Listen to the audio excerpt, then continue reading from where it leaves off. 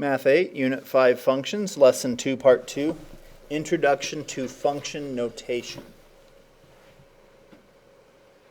Function notation. Equations that are functions can be written in a form called function notation. For example, consider the function y equals 3x minus 8. The equation y equals 3x minus 8, we can take the y and replace it with f of x. Now, you're used to seeing parentheses indicate multiplication. In this case, this is not indicating multiplication. The f is the name of the function, and x is the input. So the function notation tells you the name of the function as well as telling you what the input is going to be. In a function, x represents the independent quantity, or the elements of the domain, and f of x represents the dependent quantity, or the elements of the range. For example, f of 5, and that's how it's read. It's not f times 5, it's read as f of 5. Name of function of the input value. That is how you would read that. So f of 5 is an element in the range that corresponds to the element 5 in the domain. We say that f of 5 is the function value of f for x equals 5. Now, we usually wouldn't do this, but I just want to make a quick point. In a mapping diagram, 5, if it's a function, 5 will map to f of 5. In fact, 17, whatever the function is, will map to f of 17. Now, f of 5 and f of 17 are actual function values. F of 5, by the way, since this is f of x, would be 3 times x, but x is 5, minus 8. That is 7. Okay? So f of 5 actually equals 7. F of 17 would be 51 minus 8, which is 43. Okay, let's go through and calculate some function values. The main idea here is this is f of x, 2x plus 5. We are going to replace the x with negative 2. So the 2x plus 5 becomes 2 times x plus 5, but instead of x, I'm going to put negative 2. I do like to put parentheses around negatives when I plug them in, just to make sure I don't make a mistake with them. 2 times negative 2 is negative 4. Negative 4 plus 5 is 1. So f of negative 2 actually equals 1. What about f of 1? Well, everywhere there is an x, we're going to replace with 1. So this is 2 times 1 plus 5. Well, that's 2 plus 5, 7. So f of 1 equals 7. Another point I should quickly make is that f of 1 equals 7 represents the point 1, 7, where this is the input, this is the output. In fact, in general, f of input equals output. It's another way of writing the ordered pair, because a regular ordered pair is input, comma, output. So it's another way of writing it.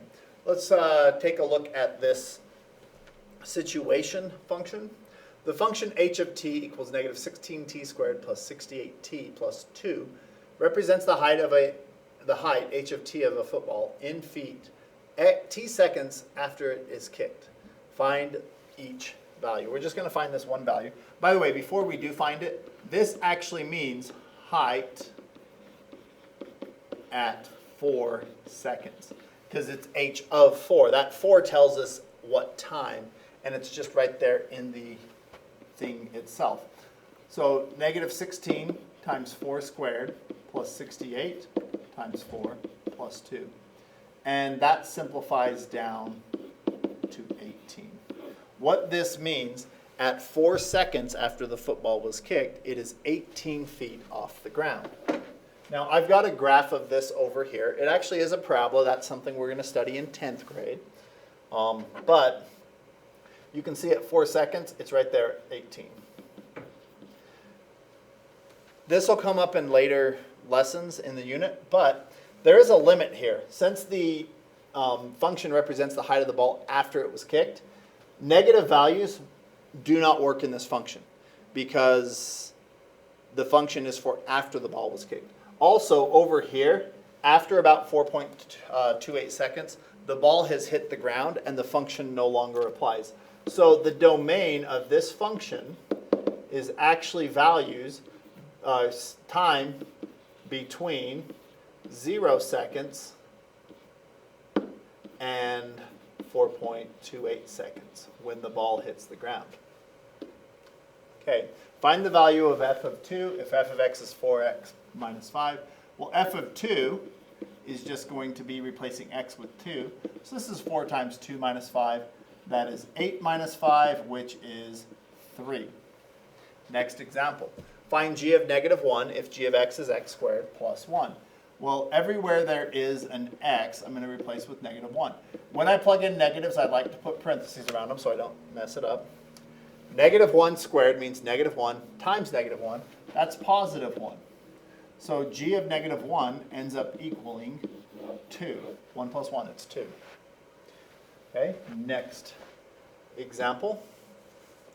Find the value of f of 8 minus 5. Now this is interesting. We can find a function value and then do something else to it. So f of 8 is 3 times 8 plus 7. That's plugging in 8 in for x. And then we're going to subtract 5 out the end. Well, 3 times 8 is 24. 24 plus 7 is 31. And then 31 minus 5, that's going to give us 26. The answer here ends up being 26. Okay, find g of 0 if g of x is x squared minus 2x. We're just going to plug in 0 for every x. So we get g of 0 is 0 squared minus 2 times 0. That's just 0 minus 0. G of 0 equals 0 here. Okay? Some more quick examples.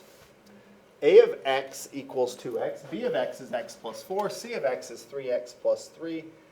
D of x is 5x minus 1. What is a of 2? Well, we're going to take this function and plug in 2 for x, and we do get 4. What is b of 2? Well, b of 2, we're going to plug in 2 here. 2 plus 4, it's going to give us 6. C of 2, we're going to plug in 2 for x. That's 3 times 2 plus 3. 6 plus 3 is 9. D of 2, 5 times 2, that's 10, minus 1 is 9. By the way, a little side note, because C of 2 is 9 and D of 2 is 9, those two lines cross at 2 comma 9. What's A of 4? Well, for A of 4, I'm going to plug in 4 for x. That's 2 times 4, it's 8. For B of 10, I'm going to plug in 10 for x, and I get 10 plus 4, that's 14.